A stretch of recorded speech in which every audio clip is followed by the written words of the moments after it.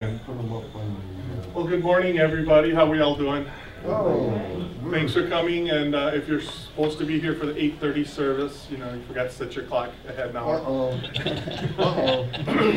This is, I think, our fourth in our series dealing with the anniversary.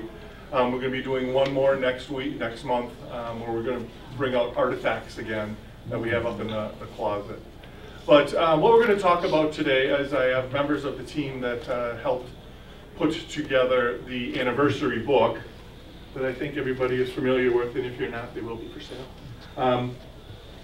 It was a very great endeavor. I mean, we all learned a lot. What I tell people is if there's one positive thing that came out of the pandemic is that it gave us an extra year to work on this book. What started off as, what we're going to do, 100 pages? We're going to do 10 pages a decade or something like that. Ended up with this wonderful, wonderful book. And this didn't even capture everything. There's so much stuff we had to take out. So what we're going to end up doing is we have some speakers today that we're going to go through and talk about various aspects of what it took to put the book together. And the first person that's going to be speaking is Linda, and she was the one who brought this all together. Our heartfelt thanks for everything that she did to put this together. When you're dealing with 5, 10 people, the hardest part to me was putting everything in the same voice. That you're talking the same way throughout the book, and that was a large undertaking. So. Linda's going to talk a little bit about everything that she did for the design and the editing. So, Linda Chandler, come on up.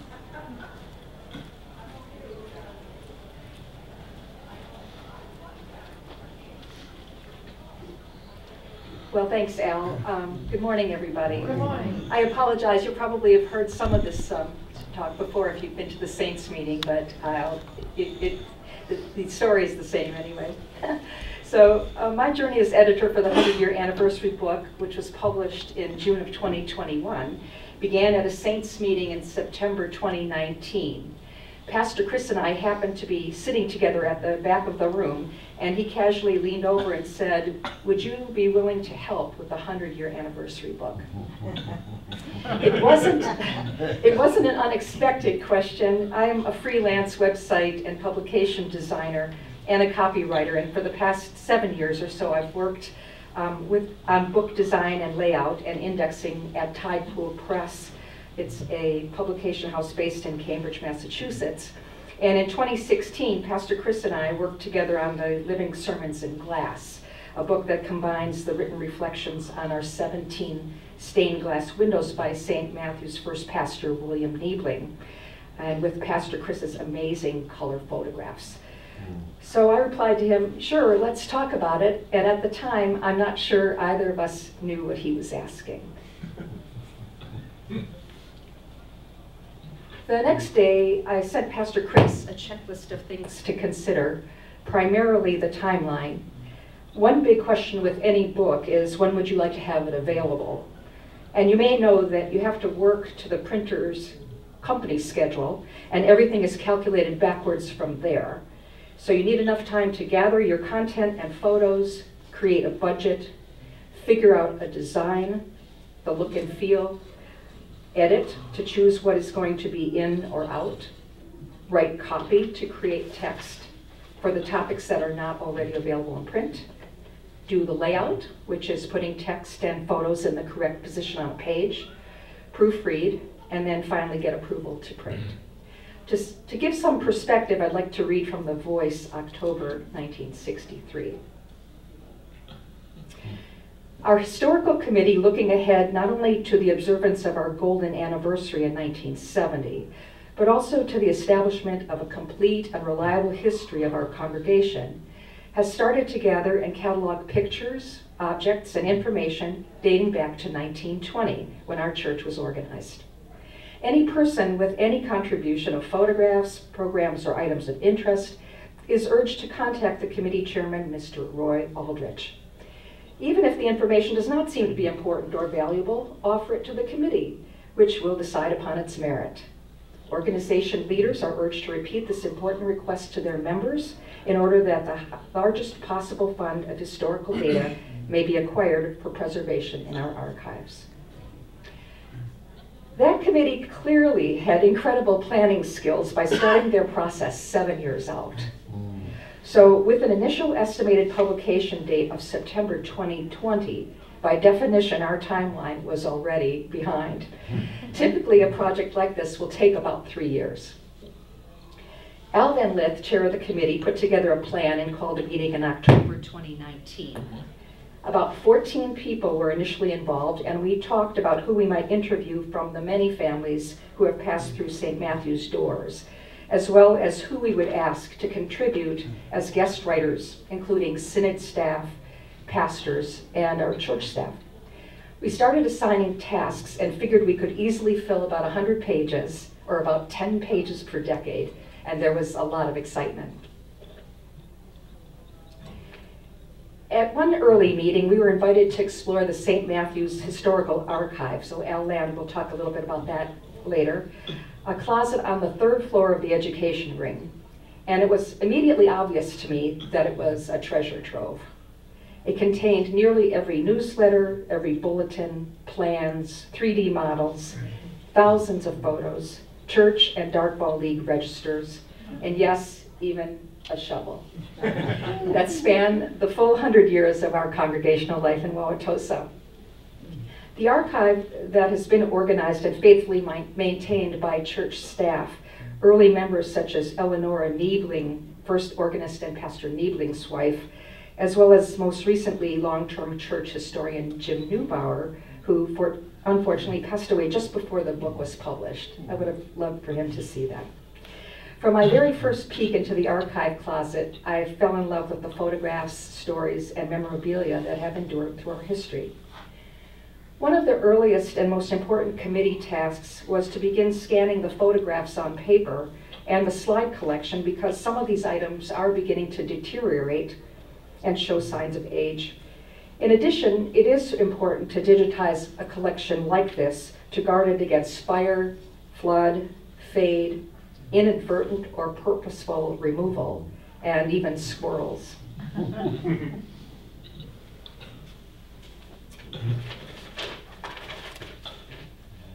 Altogether, my husband Pete and I scanned more than 300 photos and 700 slides. He's the slide man. And from the archive and church members, we scanned all those photos from the archive and from church members. And with the help of Al Van Lith, about 93 of the 100 existing confirmation photos were collected, including class rosters that have been compiled into a searchable Excel database sheet of more than 2,500 names. These names also line the inside, front, and back covers of the book. Just as the committee was starting to hit its stride, a lot of things started happening. First, there was the 2019 holiday season, when many were too busy for committee work. And then COVID-19 arrived, bringing with it the inability to worship or meet in person. Homeschooling for young children pulled away some committee members. The church staff was busy coming to grips with a new way of ministering, and the stress of dealing with the pandemic made it difficult for everyone. And suddenly, we were reduced to a committee of 5. But they had amazing commitment. So we have Carl Johnson, who's in the front row here, Al Land, Al Van Lith, and Bob Zwaska, who will be with us later on video. We communicated by email, calls, and Zoom, but we still needed to figure out how to maximize our output given the time constraint. We didn't want the 100th or even the 101st anniversary to come and go without the book. I designed a flexible layout that combined photos with stories, interviews, statistics, and whatever else we would find, and presented it to the committee in March 2020. Thankfully, they liked it. And then we had to come up with a new approach to the content, something that was practical, highlighted our extraordinary photos, and was doable by 5 people. One sleepless night I had a thought. What if we read the complete archive of The Voice? The archive contains almost every issue since 1932, and it could help on a variety of levels. First, it was written by real people through the decades who were part of real events. And in theory, the stories were fairly accurate. It would simply be a matter of collecting the articles, and I could hardly wait to ask the committee about it. On our next Zoom, I described the new approach, and I honestly have to say, and maybe it was just my computer screen, that they were all looking at me like I was probably crazy. But then they were on board, and everyone read an entire decade or two or more with the single instruction: if we find it interesting, our readers will also. The approach worked, and over the course of the project, as Pastor Chris and Pastor Matt moved on to other calls, this was a way to do a somewhat spiritual activity, which was fact-based and still on our own without much external guidance. In the end, the committee amassed 600 pages of articles transcribed from the voice and about 8,000 images, thousands of which were taken by Pastor Chris. Sonia Moore and John Karadowski were also important contributors because of their long tenure at St. Matthew's, and we are grateful to an anonymous sponsor who helped with the printing costs. In addition, I am grateful for the guidance and encouragement I personally received from Pastor Emeritus Gary Erickson, who wrote the introduction, although he didn't know it at the time, and several key articles in the book. As editor, I had the task of reading and looking at everything we had collected and making it fit into fewer than 500 pages. This was the maximum page count that the printer recommended for a single volume with the overall dimensions and landscape orientation of the book. It weighs a little more than 3 pounds. Most of the editing involved mundane things like consistent spelling and capitalization. Believe it or not, capital letters take up more space, and removing the thousands of occurrences of the phrase St. Matthew's. Yeah. We call ourselves St. Matthew's a lot. Articles from the 1990s alone had more than 250 occurrences of St. Matthew's. Another large task was to honor the work of the committee by condensing the articles, condensing the text from the articles that we had all collected, and while retaining its still true sense of time and place. Remarkably, most of the text can be found nearly verbatim in the original newsletters. Editing is a bit of an art and a science, and at times my real paying work took a back seat to our aggressive deadline. But in a nutshell, I reviewed all the photos, tagged about 600 of them as potentials, and eventually reduced the number to about the 400 that appear in the book. Each one had to be converted to black and white and edited in Photoshop to make them print ready. I also made note of major stories, many that originally appeared in multiple issues of The Voice. And these articles were moved to the front of each decade in which they occurred and combined to read as a cohesive story with references to the source, which not only included the newsletter, but programs, obituaries, and periodicals as well. After that, the layout became a bit of a giant jigsaw puzzle. I had all of the pieces, and it was just a question of how they were going to fit together. I'm not sure what's happening here. I think it's Sorry static. about that if it's me. It's just static electricity. Okay. So anyway, it was a question of how everything would best fit together. Finally, as the indexer, I compiled the names of everyone mentioned in the book, about 1,800 names that add depth to the roster that's already of the confirmands on the inside cover. A topic index might have been nearly as large as the book itself.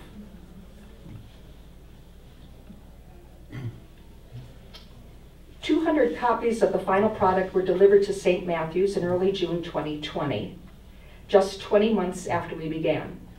Technically, the book was 8 months late, but the pandemic bought us some more time.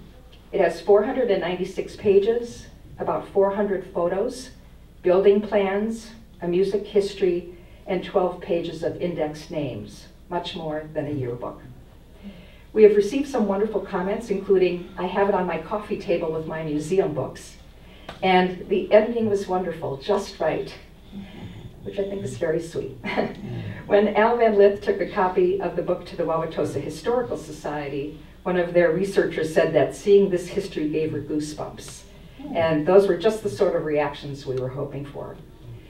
For me, being editor was a true opportunity of a lifetime. I say that really sincerely. And it became a labor of love for me. I learned a bit about my own family, which you could read about in the chapter of the 2010s, and so much more about the wider St. Matthew's family. I appreciate the time and amazing effort put in by the committee and hope that you will thank them by picking up your own copy of the book. So thank you for your kind attention.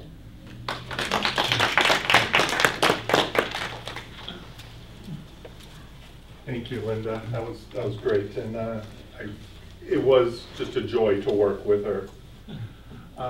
Now we have a little presentation here by Bob Zwaska. He could not make it, but he put together a video, and let me see if I can get this to work. Here, go this way. Come on out. Well, hi, my name is Bob Zwaska. I'm one of the members of the St. Matthew's 100th Anniversary Book Committee, and I was involved in a couple of aspects with regard to the creation of the book. One of them was the personal interviews that I conducted and the stories that came out of those. And the other was the editing and proofreading of the book. So I'll talk a little bit about each of those today. Before I start, I'd like to just thank the other members of the committee. They were an extremely easy group to work with and create this project, and particular call out to Linda Chadwick, who really pulled all of this together for the team. The first part of creating the personal interviews was sitting down and creating a template of questions that we wanted to ask. And what we tried to do was make those open-ended questions so the people could just open up and tell us what was on their minds, and that really worked out beautifully. And, you know, capturing these stories from a 100-year history, it was just an extraordinary experience, and it was very fun to connect with some of these longtime members and just hear what they had to say. For the most part, unfortunately, and maybe somewhat fortunately, we were not able to connect in person because of COVID, but nonetheless, it really created an environment, and maybe because they were in their homes in most cases and were more relaxed, they were very willing to open up. And so we got some great information as a result of that. Probably one of the most important things we found out was how welcoming St. Matthew's was, and really not to just the individuals we spoke with, but we heard that throughout the course of creating the book. And it was the idea that when anyone ever walked through those doors of St. Matthew's, that they felt very welcoming. We use the expression here, a spirit of welcome, and we heard that repeatedly. The other thing we heard often was the importance of church, and particularly to some of these long-time members, that the church really was centered for their lives, and many refer to it in our interviews as home. A lot of activities took place at St. Matthew's. A lot of their social life was wrapped around these activities, and they included dartball, choir, potluck, Sunday school, musical, holiday service, and they all had fond memories of those activities. The number one emotion that came across from the people we interviewed was love. They love the church, they love St. Matthew's, its pastors, they love each other, and they love the community of St. Matthew's, and can't appreciate more what St. Matthew's has given to them. The writing of the interviews themselves was very easy. And in part that was because the information we got during the interview process was so interesting and so heartfelt. The members were very engaging. They brought a ton of personality to their stories. And there's lots of little cute pieces of it that make it very entertaining. One of the things that was extremely clear is that members cared more about what they could do to help St. Matthew's than thinking about what they could get in return. very giving group of individuals. Many of them were, as I said, longtime members, but some of them lifelong in that they started when they were, in some cases, 4, 5 years old at St. Matthew's and continued into their 80s. So some of the individuals, 80-year members of St. Matthew's, but a large group, 40, 50 plus years. I wanted to spend just a minute talking about the group that worked on the book and give you a little bit of the background on myself, of course, Bob Zwaska, Al Van Lith, Alan Land, and then Carl Johnson, and then of course pictured top right is Linda, who, as I said, really was the spirit behind pulling all of this together for the committee, doing the layout and a lot of the legwork for putting the book together. All of the committee members who worked on the book are also longtime members of the church, and I think that helped because it gave the right representation. We were grounded in what was life at St. Matthew's, and we felt like we could confidently represent it in a way that would be meaningful to the rest of the congregation. We came from varying backgrounds, but a very complementary skill sets. It formed a great blend of researchers, writers, and storytellers. And maybe the overriding characteristic of the members was their passion for the history of the church, and most importantly, its people. I'll just spend 1 minute on the editing and proofing. The draft was, again, the final draft ended up being 400 pages, and I probably made 2 passes through that. The first time through was when the individual pieces were completed by Linda. She had them laid out, and then I would review them and edit them and return those to her. And then she would make any adjustments she needed to. They'd come back to me later on as part of this 400-page compilation. Focus on creating a common voice was done so that we tried as best we could to make it feel like the book was coming together by a single author.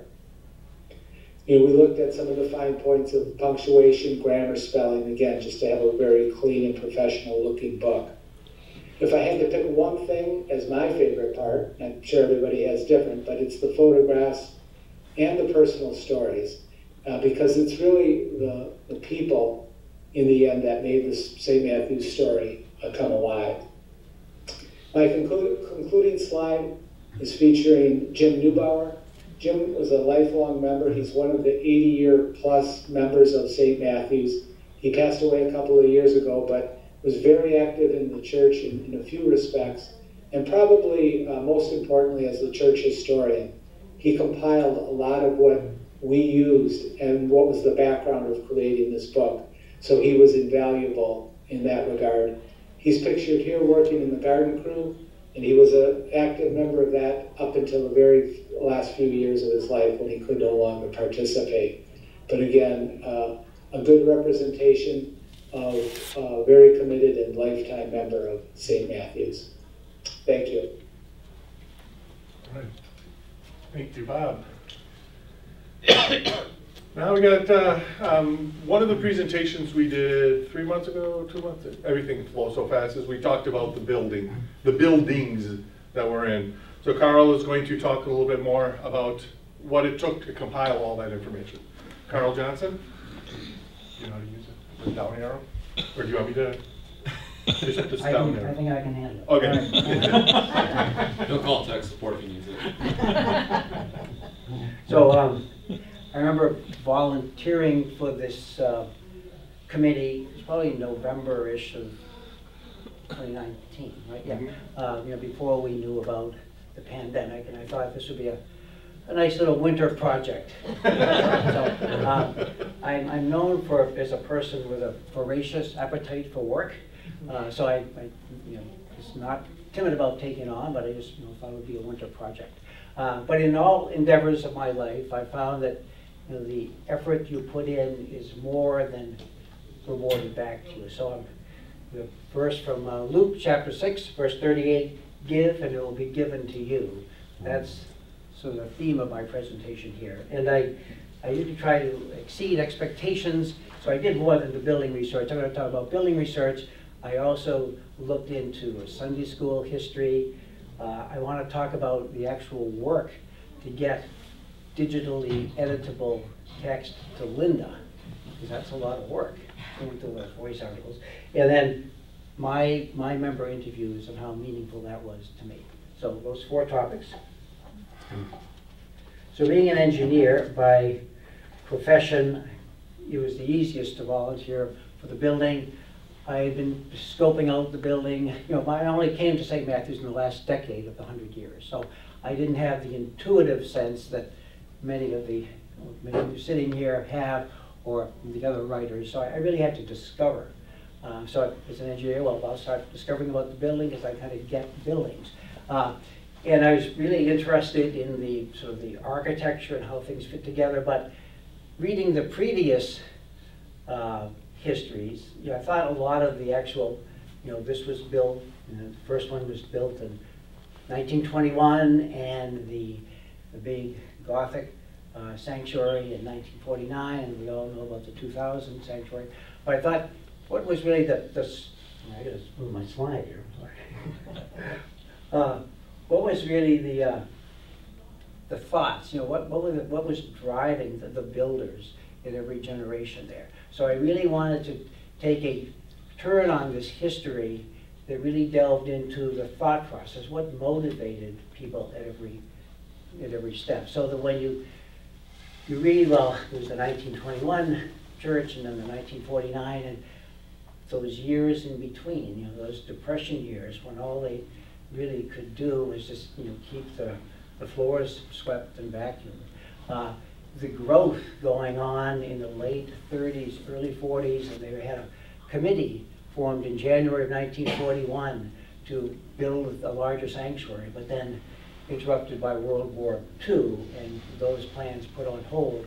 Finally getting to a building fund set up in 1945, I think it was May of 1945, but you couldn't buy any materials. You know, the war in Europe had ended, but there just weren't materials to be purchased. So all that time, and then filling in, people kept coming to church and buying the Sunday school building on Milwaukee Avenue so that you could accommodate in double sessions of Sunday school and triple sessions of church, all to make this all work within a small space. And finally, by 1949, getting to that new sanctuary. So discovering all that was just a joy to me. And I remember the first thing I wanted to look at in the history room was giving that the handwritten text from Pastor Needling. I didn't have a shot of that in my archive, but 1946 from Pastor Needling, and the quote there I was really looking for what was the call they were hearing to build, what pressures they were dealing with, what joys of every step, and the setbacks too. So that was my take. I mean, what were the thoughts and prayers of the past generation? Now, actually writing about it was every photo, every annual report, every voice article was just a treasure to look at, to learn about. I really enjoyed the teamwork. Ed Bross was such a great help to me.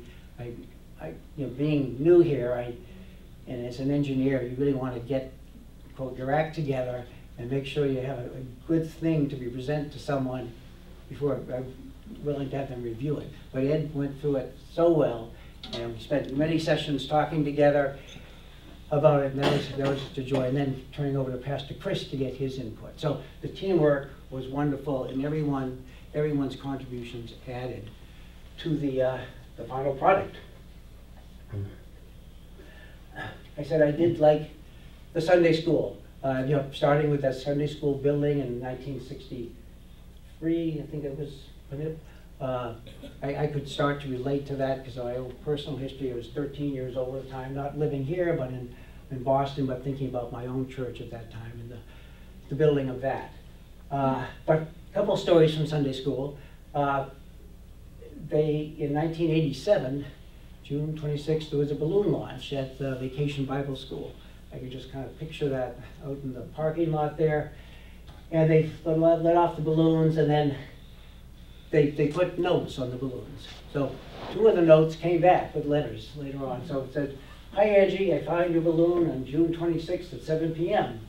It was on the shrubs in front of our house, 40 miles north of Detroit. I hope this makes your day. I know it did mine. Sincerely, Deb." So that's just wonderful. I go to Detroit a lot. I've taken the ferry, I've driven, I've flown. I'm looking, well, they probably launched those balloons around 10 or 11 a.m. And there's the 1-hour time change. That balloon made it in 6 hours. That's pretty good compared to what I did. That was a fun story. Also, the Sunday school's role in naming the voice. It was, I think in 1932, or maybe it was 1931, they started having a plan for the voice, and the men's committee said, well, let's ask the Bible school kids to put forth some names. And the Bible school kids came up with 174 potential names. And the men's club, in their wisdom, shortlisted that to 6 names and presented it to the congregational meeting at the beginning of 1932. And they picked from those 6 names the voice of St. Matthew. So I thought that was sweet and a really good way to get the younger generation at that time involved.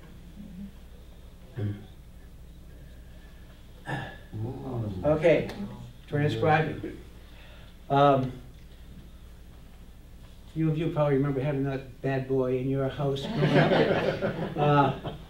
I learned to type on that type of typewriter. It wasn't quite as shiny as that. I remember that you hit that shift key and it came down, the whole house was shaking. But my mother, trying to discern whether this kid was going to turn into anything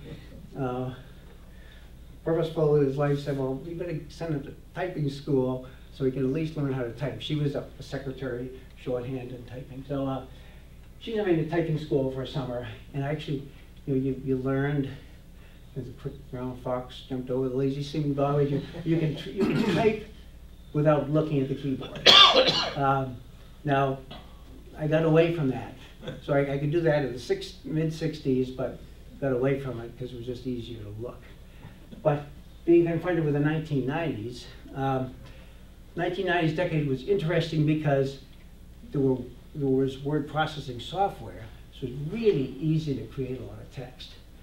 But we really didn't have the ability to save all of this in a digital form. So when I asked Sonia, I said, well, there must be some MS Word files of this. No. So I started with all these pages. You remember that box? Yeah, it must have been 40 pounds. Anyway, so 4,000 pages of that. So I really had to rekindle that muscle memory. And that was, it took a while, but it came back. I'm looking at these letters and I'm not thinking, my fingers are working.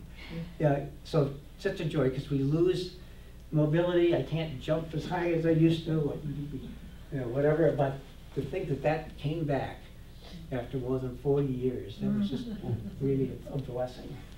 So the ergonomics had to be right. I wasn't hunched over that. I had to get a kind of reclining chair and hang up the voices over here and get back and have a favorite beverage, and as the evening went on, the beverage would change from coffee to something else. So that as I went through the voice then, I had to pick some themes, and I really was interested in the mission trips, and Amy Erickson's letters from the Congo were very interesting. Sunday school stories, small groups, and all the small groups that we had during the 1990s were so fascinating. The evolving form of worship at the time, from the 7:30 for worship, very traditional, getting to 11 a.m. was the blended worship, how things have changed since then. Special events, benevolence, and other benevolence, social ministry aspects. So I really chose things from there, and I did produce, Belinda, I checked it this morning, 115 pages of text, 47,409 words. Okay. You keeping score? Another part with the work I did was interviews with a few people. I I had known the Albies. They were on my stewardship route early on in my joining here. They lived on Underwood Avenue, and think of the timeline here.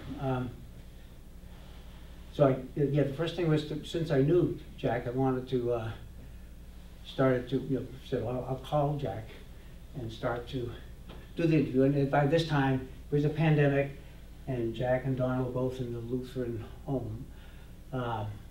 So they wouldn't you couldn't get in, so all I could do was phone.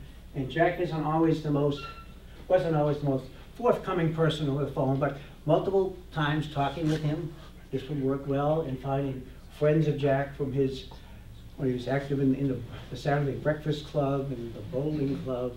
It was really great to talk to those other people and fill in the story. So I wrote the story and printed it out, sort of a large font for Jack, and included the photo, and got it up to him, and I got a call back, and he was just thrilled with the story. He just loved that photo. So I actually got that enlarged and framed for him and brought it. He was so happy about that. And then about the same time, I started calling him as a person who wasn't getting out during the pandemic. And we called every week, every other week. If he wasn't picking up, I'd leave a message. And after 2 or 3 weeks, if he didn't hear back, he'd call me, because he said, "Carl, I'm getting your message. I just didn't have anything to say, but really appreciate your calling and keep calling." Remember, Valentine's Day of 2020, I got a Valentine's text from him. That was so nice. Around later in the summer, he started calling me, which was nice. We were still calling, but it was mostly me calling. Use the mic. I can't really hear you. I'm sorry. I'm sorry. Hopefully that's better. Okay. Thank you. So late summer of 2020, Jack started calling me. And short conversations, different things. I felt, well, I really would like to have something we can focus on. I knew Jack just loved driving and sightseeing. So I bought this assembled model car. It was a Pontiac station wagon. You could open the doors and you could open the hood, and got it over to him. And I was wrote a little card about that. And I think that was on a Wednesday. I thought on Friday I got a call. It was actually Jack's son, Craig. Jack had just passed away. But he had received the gift. And his son was so grateful for the car, because he had seen the other notes I had sent and so forth. His son was so grateful, and he asked my permission, could the car be given to Jack's grandson? I was thinking, well, this grandson probably doesn't want a Pontiac station wagon. He'd rather have something cooler. But that was really sweet. So I guess, again, my going back to give and it will be given to you. The effort invested in the interview, reinvested in those caring conversations on the phone, came back to me in such a meaningful way of closure in my relationship with Jack, meeting his family. So it was the work put in to this, the book by me. I just got back so many times over. Okay. Thank you.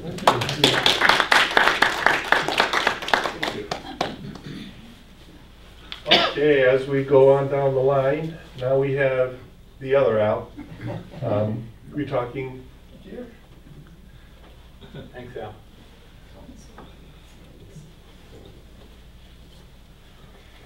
My first assignment was to go into the historical room and look at all the information.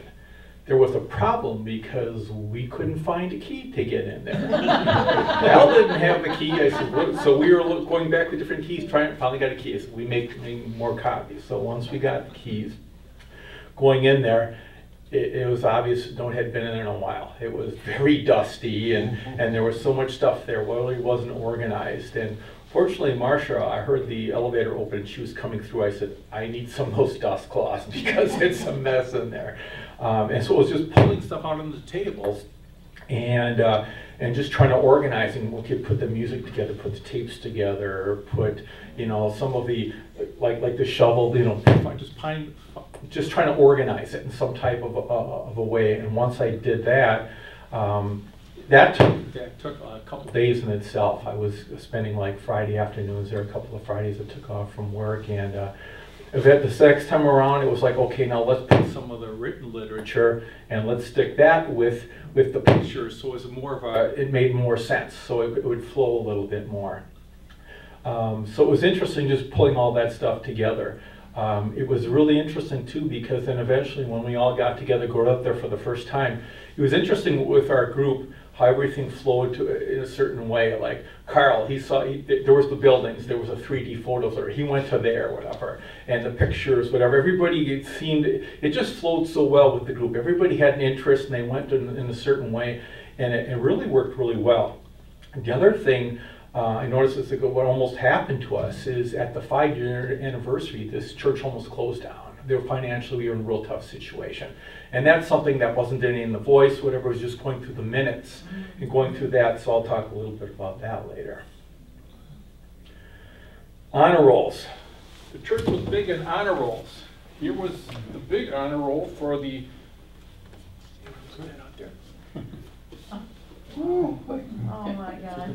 back there for the war. World War II. So those were all people in the church that served in World War II. So I found that in there. Still a little dusty yet. So if you want to take a look at this later on, you'll probably notice some names. The Arvis's name is on there of those purple people that served. The other thing is that the music ministry was really important. It was then as it is now. Going through the minutes, there was a very common theme. The music ministry kept on coming out, how important it was. There was also a lot of information about Pastor Niebling, and I'll talk about some of the expenses, but the lean years with the church. One of the things we found below is this historical center. Well, that's one of the things that I found in there that was sitting in there. It was all dusty. I said, let's grab this, and I gave it to Al, and it's now sitting above the room in the historical center on the 3rd floor. It's like, why have it buried when now we can identify the room, because I didn't even know where that room was. But then in addition to the military honor roll, there was a Sunday school perfect attendance recognition, and there was also parishioners perfect attendance recognition, so I was like, yes. And there were some pictures in there too of people, with their kids in Sunday school for perfect attendance, and letters were sent out to the people who had perfect attendance for the year. Here was also an article in The Voice, 1941. Obviously, attendance was an important thing. I don't know how they pulled it together or how they get it, but there's some of the information from the attendance for the perfect attendance, communing at least once, and absent from all communion. So it was like, somebody was watching. I don't know who was keeping track of that information. The women were doing so much better. Yes, they certainly were. What of you to point that out? I was talking about the music ministry. In reading the minutes, it came up time and time again. We have this reputation when they're referring to the music program. It was such a big thing. While money was tight, and the 20 was very important, and music came first in many decisions. It was kind of interesting. The last bullet point, May 2nd, 1921, moved in second to form a choir to secure a leader at the earliest possible moment. That was the attitude. Music was really important then. Part of the minutes was also looking at the budgets every month. And it was kind of interesting because anything that dealt with music was paid for right away. And the other thing I noticed is the hardware store, Robertson, the hardware store, was immediately paid right away. There was a lot of times where the bills were, we're going to pay part of that. We're going to pass it off until next month. We're not going to pay any of it. And then next month you'd see, okay, they paid the second part of that bill. So there wasn't enough money to pay all the bills all the time. So it was a decision, okay, what are we going to pay? But music was always taken care of, and the hardware store was always paid in full, going over the years. This was in there as a pastor. 2 pastors were heard as possible leaders. The congregation at that time was worshiping in Germania Hall, now called the Knights of Matthias Hall. And after both pastors failed to win the vote of the congregation, Mr. William Niebling, a senior student at the Chicago Lutheran Divinity School, was called. I didn't know that, but I did see in the minutes they had mentioned that somebody heard of this Pastor Niebling, who was still in the Lutheran Divinity School, that we should talk to him and see if he might be interested, even though he hasn't graduated yet. Well, I found out in the next, after that, he gave his first sermon on January 9th, and apparently it worked out really well, because on the 22nd he was called to become the first regular pastor, and he accepted. He would eventually marry one of the pianists in our church. Yes, who was the developer before Niebling? Jackson was his name? It was somebody from the synod on missionary. Excuse me? Dwight Shellhart? No. No, Shellhart was later. I'm trying to think. It was assigned by the synod Did as. it come out of Redeemer on the Avenue as a mission congregation? Yeah, I'm not a. It's in the book, but I can't think of it off the top of my head. So the interesting part about this is, as I mentioned before, the monthly treasury report often had negative balance, and in one of the minutes in like June, they were really desperate for money, so a letter went out to the congregants to ask them to at least pay what they had pledged. And that wasn't working, so then the pastor and the lead of on the council was in charge of knocking on the doors, because really there weren't a lot of phones, and asking them to come up with some money. And after it was not very successful, there was minutes in there that we may have to contact the congregation in July, tell them we're going to be closing down because we can't sustain ourselves the way it is. So we saw that. So, as I'm reading these minutes, it's like, towards the end of the day, I'm getting a little tired. It's like reading a book. It's like, I can't put this down now because what happened? Well, I know that they survived, but what happened? And then the other part in the next month, so during that month's time, there was some talk in the congregation, and this John Siebert. I don't know if he himself donated it to the mission board or if he was involved in the mission board, but then he agreed for a $15,000 loan to the church, and it was accepted at the next minute. So everyone was excited about that. But then there was discussions like, we're paying 3% interest, though. That's a lot of interest, So they said they couldn't communicate with him because of the phone, so they sent him a letter. Can we get the interest rate down to 1%? There was no response. So then the next month they sent another letter, and he did respond to that. And then he had some conversations with the Mission Board of Church, and they agreed that he would agree to that if they paid $200 more per year in return to the church, if they gave Pastor Niebling an additional $100 per year, because they thought his salary was a little bit below what the average was. So that was agreed upon at that point in time. So that was kind of interesting. So we're hearing about that in The Voice, about Pastor Niebling taking over, but knowing the story behind it, you had to really read the minutes. It was like putting together pieces of the puzzle, because there was a month gap between things were happening. So what happened between this point and that point? Here's some 1920s costs from the budgets I put in there. Al, thanks for adding that 2-cent picture of the 2-cent stamp by the postage stamp, 2 cents. Piano tuner was $5. Annual heating costs for the coal was $300. And because of that increase, the pastor's annual salary was now $2,000 a year. Organist salary is $20 a month, and the janitor's salary was $35 a year. Wow. There you go. Oh my God.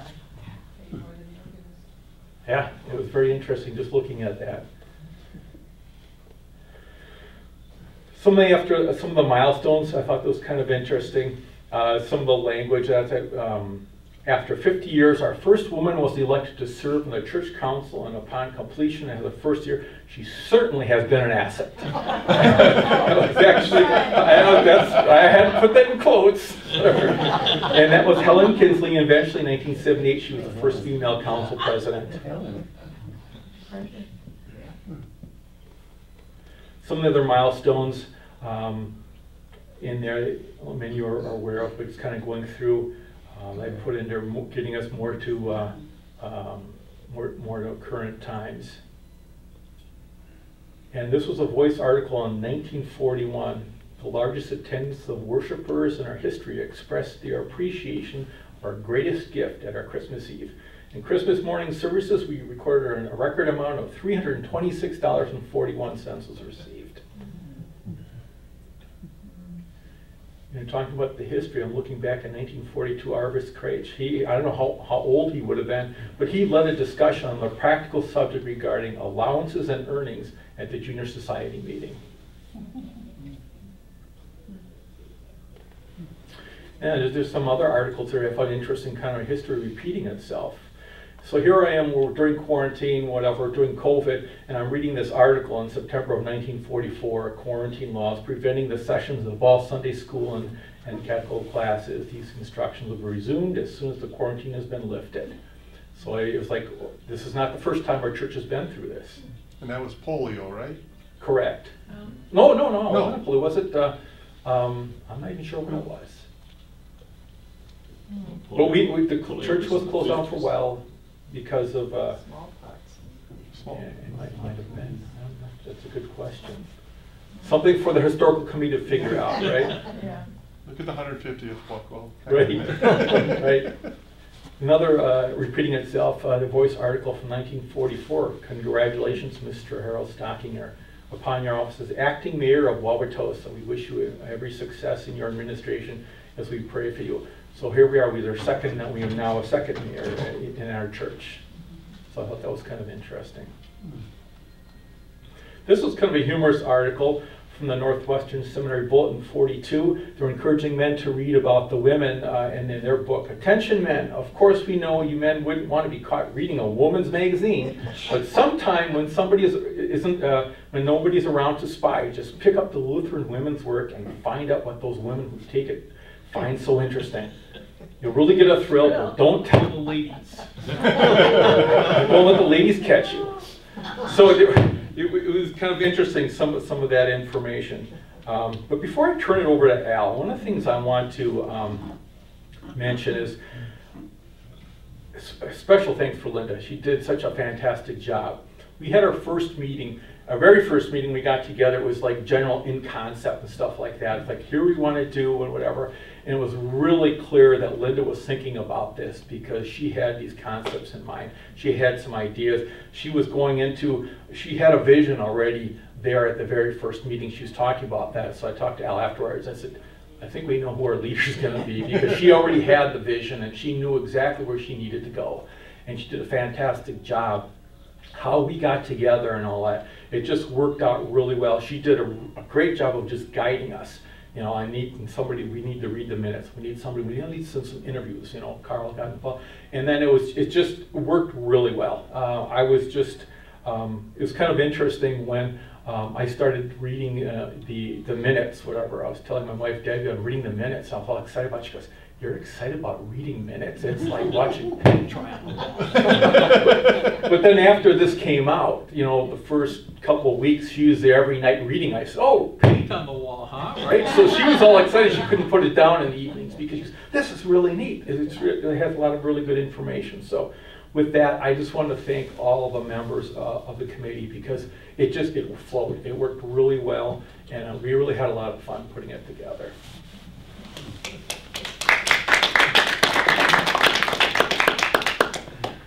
All right, so again, thank you to my committee members. I'm not going to take a lot of time, but putting this stuff together was just phenomenal. What's up in that room? Some of the most unusual things. We had a movie from the 1929 church picnic, a little real movie that I had digitized. There's a record. I think it's what was it, 77 1/3? But it's a record of a Pastor Niebling's sermon. It's just amazing what people thought interesting. And there was a 1929 program for the St. Olaf Choir, and that was personal to me because both my daughters go to St. Olaf. So one graduated, one's going there now. But it was just what we've gone through and throughout the years. Mission trips, You know, the dinners that we had, the Christmas pageants, who remembers the talent shows? We used to have the talent shows, service in the park, the passion plays, darts ball. Everybody know what darts ball is? I used to play that when I was younger, but it's just phenomenal, just putting this book together. Well, we talked about reading The Voice when it first came out in 1932. It was the men's group that wrote The Voice. So when you read some of the articles in The Voice, you had to remember that it was written by the men's group. So some of it we talked about, it was funny, and we're like, no, I don't think we should put that in there. We're coming to the close of year 101. We were hoping to celebrate this all last year, but obviously we know it didn't happen. May 22nd, we are going to have what we call Music Sunday, but it's going to be the culmination. It's going to be the celebration of our 100th anniversary. We're having commissioned music that we've collected. I don't know if you remember, a couple years ago we put out a call. We were able to collect money. We got 5 pieces commissioned from senior choir, bell choir, children's choir, organ, and then a congregation organ, bell, brass. It's going to be wonderful, wonderful. And I was able to, with the help of Pastor Karen, we were able to talk Pastor Gary to come back and preach for us that day. Oh, that's nice. So he was very honored to be asked. As we said, we have everything together in the book, and I'm looking at the faces here, and I think everybody's already received a book. But if you hear of anybody who's interested in a book, we still have about 30 of them left out of the 200 that we printed. So they're for sale for $35. So anybody have any questions on what just went through? 'Cause there's so much up there. It's just amazing. We have Bibles up there like you wouldn't believe.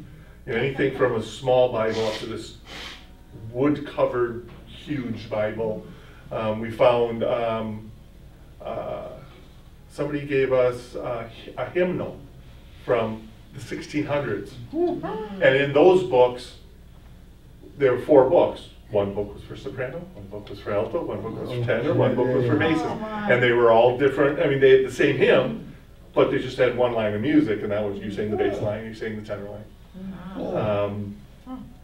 A lot of architectural drawings up there that are really interesting. Like my big thing, I keep telling people when I was looking through there, when they did this edition in the 80s, did you realize that there was supposed to have been a steeple on top of the, I call it the turbo, where the elevator shaft is? There was supposed to have been a 30-foot steeple put there. Pastor Gary looked at it and he goes, no, that doesn't look good. So they did put the steeple on there. What are some interesting things you gentlemen found up there? For me, it was just nice grabbing, like the shovel with the picture, putting that together, and seeing, referring to things, and then actually finding some of the actual items there to kind of bring it together, kind of like bringing it to life. For me, that was the exciting part. I was interested by the actual accounting journals. The handwritten stuff, you can read it. It's like, this was written 180 years ago, and the penmanship back then was phenomenal. And oh, by the way, I did find out from Linda before she had to go to Bell's, it was William Stump, who was the missionary liaison from the Northwestern Synod, who was called in to be our missionary here before they called in Pastor Neeling. Back then, by the way, the Northwestern Synod, right now we got Greater Milwaukee Synod. Back there, the Northwestern Synod was all Wisconsin, all of Minnesota, and I believe all of North and South Dakota. So, huge footprint. And one of the other things, before I close, that I found very interesting is we did have financial support from other churches to help us.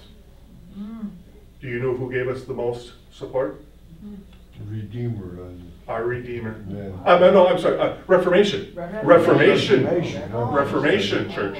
Wow. They were very well-organized, huge church, and they did give us financial support, as well as to the Synod. Their name was always big, and it's interesting how now we're helped to support them. Yeah. So, any questions? I thank you much to my committee members for their effort and everything, and thanks everybody. Have a great day.